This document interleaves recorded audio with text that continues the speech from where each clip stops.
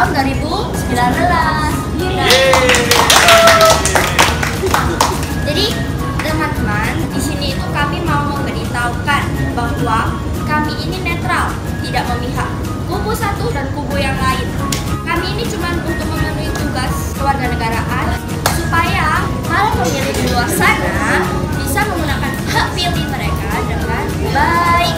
Guys, di sini kita akan memberikan tanggapan kita terhadap debat Pilpres dan Cawapres tahun 2019. Nah, penasaran kan? Ya udah, kita langsung aja ya.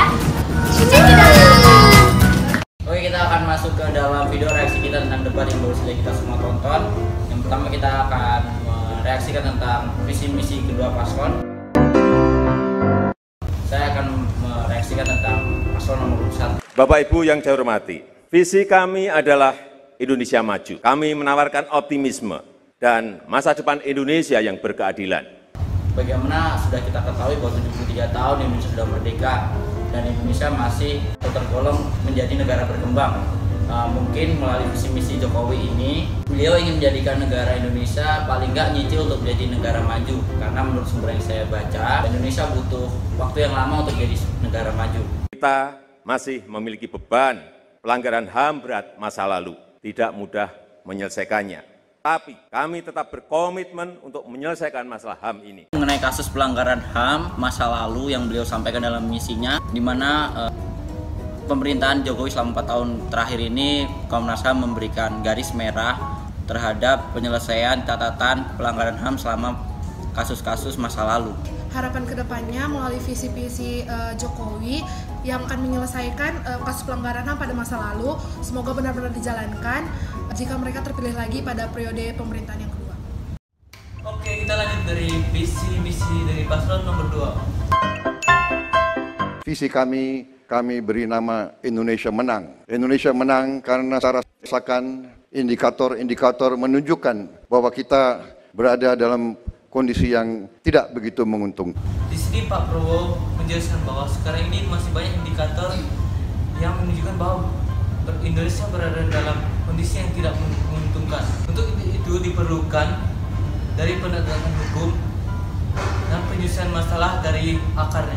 Ya sih, menurut aku kalau bicara tentang penegasan pastinya sebagai orang yang memiliki pengalaman di dunia militer nggak perlu diragukan lagi kalau dalam hal penegasan seperti ini. Oke, sekarang saya akan membahas tentang cuplikan HAM dari paslon nomor 1. Setelah keluar undang-undang mengenai penyandang disabilitas di tahun 2016, saya melihat bahwa paradigma terhadap kaum disabilitas ini sudah berubah. Menurut saya sih paslon nomor 1 itu sudah memberikan contoh nyata tentang HAM, seperti kayak mereka sudah mengeluarkan undang-undang tentang disabilitas yang dikeluarkan pada tahun 2016. Lalu mereka juga menyediakan fasilitas dan lapangan kerja bagi para penyandang disabilitas, serta mereka memberikan bonus yang sama kepada para atlet disabilitas yang bermain di Asian Para Games. Tapi dari yang kita lihat, hal-hal tersebut hanya terjadi di beberapa kota di Indonesia, sehingga belum semua masyarakat merasakannya. Saya juga setuju sih dengan tanggapannya Bapak Ma'ruf Amin mengenai penghormatan kepada kaum disabilitas. Saya kira yang penting lagi membangun budaya masyarakat untuk memberikan penghormatan pada kelompok disabilitas. Karena memang semua itu berasal dari diri kita sendiri. Terus menurut aku juga pendapatnya ini masih sangat dasar karena tidak dijelaskan lagi secara spesifik langkah yang harus diambil masyarakat untuk lebih menghargai dan menghormati kaum disabilitas agar mereka lebih bertumbuh lagi. Seorang kepala negara, presiden adalah Chief Law Enforcement Officer. Dia adalah petugas penegak hukum yang tertinggi di negara ini. Karena itu, saya akan menatar seluruh aparat penegak hukum, saya akan instruksikan, saya akan tegaskan bahwa tidak boleh diskriminasi terhadap suku apapun, agama apapun, etnis apapun. Jadi intinya adalah aparat itu tanggung jawab kepala eksekutif. Nah sekarang kalau menurut aku sih dari jawaban paslon nomor 2 dalam penanganan kasus HAM itu kayak belum ditelah lebih dalam lagi, masih mendasarnya aja. Padahal kalau yang kita tahu nih guys ya, kasus mengenai mengenai HAM itu banyak banget di Indonesia yang dapat dijadikan sebagai acuan dalam pembahasan masalah HAM ini. Apalagi menurut seorang pengamat politik nih yang aku baca, Mada Sukmajati, ia mengatakan bahwa solusi yang diberikan oleh paslon nomor 2 ini belum memberikan solusi atau alternatif yang menjanjikan dalam penyelesaian HAM. Menurut aku juga sih, kalau kita memberikan data, kita tuh harus menelaah lebih lanjut. Nah, dari contoh yang beliau berikan mengenai nelayan, yaitu Pak Najib. Ada kisah Pak Najib, seorang nelayan di pantai. Beliau mengambil pasir untuk menanam di mangrove, di hutan bakau. Beliau dipersekusi, dikriminalisasi. Aku tuh baca dari beberapa sumber bahwa Kapolres Karawang AKBP Slamet Waluyo itu mengatakan bahwa kasus tersebut itu sudah melalui proses transparan. Bapak Waluyo sendiri membantah bahwa itu bukan kasus persekusi. Namun tim advokasi BBM Prabowo Sandi tetap bersikukuh bahwa kasus tersebut adalah kasus persekusi. Sehingga dari kasus tersebut, jika ada kasus, kita perlu menelaah dan memperhatikan lagi.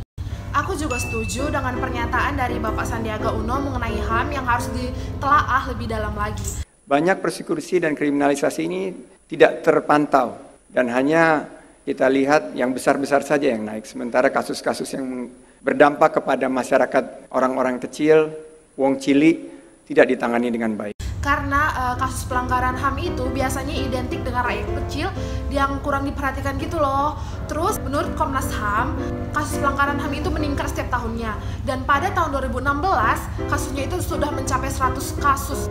Bayangin aja guys. Baik, saya akan melanjutkan dari paslon nomor 1 mengenai korupsi. Apa strategi Anda untuk mengatasi politik berbiaya tinggi ini? Prinsipnya rekrutmen itu harus berbasis kepada kompetensi, bukan finansial dan bukan nepotisme. Dan untuk jabatan-jabatan politik perlu sebuah penyederhanaan sistem di dalam sistem kepartean kita. Menurut saya setuju dengan jawaban dari Bapak Jokowi, yaitu Bapak Jokowi mempunyai strategi untuk meminimalisir terjadinya korupsi, yaitu dengan memperbaiki sistem dan menyederhanakan sistem. Dengan semakin berkembangnya teknologi sehingga kita harus memanfaatkannya itu. Bapak Jokowi memberikan contoh yaitu OSS (Online Single Submission), yaitu untuk memberikan izin usaha. Jadi sekarang pengusaha tidak perlu lama-lama lagi untuk menunggu izin, tinggal langsung melalui sistem ini bisa langsung melakukan usahanya. Sistem tersebut pelaksanaannya sudah diatur oleh PP nomor 24 tahun 2018. Jadi di sini saya melihat bahwa pada saat pembahasan tentang korupsi oleh paslon nomor 2, hal yang paling menarik perhatian adalah Bapak Prabowo mengatakan bahwa korupsi itu terjadi karena kurangnya gaji yang diberikan terhadap pejabat-pejabat negara. Bagaimana langkah-langkah Anda untuk mewujudkan birokrasi yang bebas dari korupsi? Akar masalahnya adalah penghasilan para pegawai negeri, para birokrat itu kurang. Dengan demikian saya akan perbaiki gaji-gaji semua pejabat birokrat dan semua pegawai negeri dengan kita tingkatkan gajinya dengan signifikan. Di sini kalau kita lihat contohnya birokrasi yaitu hakim. Menurut peraturan pemerintah nomor 94 tahun 2016, gaji hakim itu sekitar 4,2 juta sampai 31 juta. Terus kalau tunjangannya itu 8,5 juta sampai 42,6 juta. Nah, menurut kalian itu cukup besar atau gimana teman-teman? Cukup besar, ya kan? Buat beli bakso malam. Benar-benar. Tapi menurut satu pengamat politik lagi yaitu Fadlizon, dia mengatakan bahwa kalau memang gaji-gaji para birokrasi harus dinaikkan, berarti Prabowo harus lebih memberikan pengawasan yang lebih ketat dan juga KPK harus lebih diperkuat lagi, dan saya sangat setuju dengan pernyataan itu. Nah, itu dia guys, reaksi-reaksi dari kami semua ini mengenai debat Pilpres pertama pada tahun 2019 ini.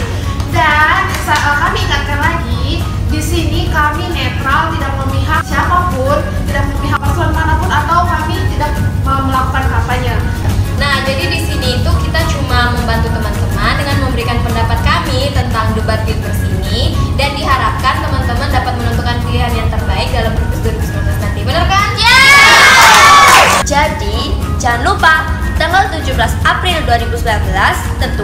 hak pilihmu, karena pemimpin yang berkualitas berasal dari pemilih yang cerdas.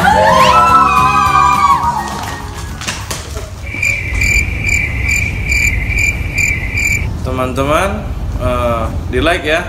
Kalau ada kritik dan saran bisa komen di bawah ini. Udah, aku mau tidur ya. Dadah.